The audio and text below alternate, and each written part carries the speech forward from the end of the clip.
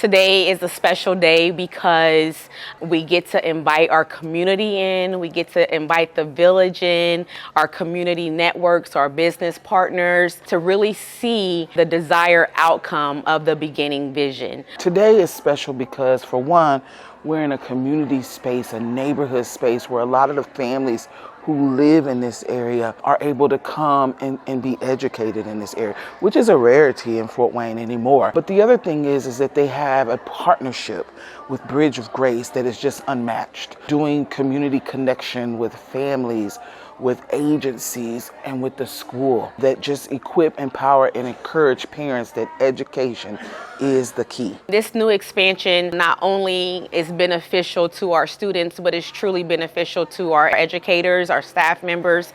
So I'm just so happy that we've modernized everything and that the trailer is gone and our kids have an amazing facility.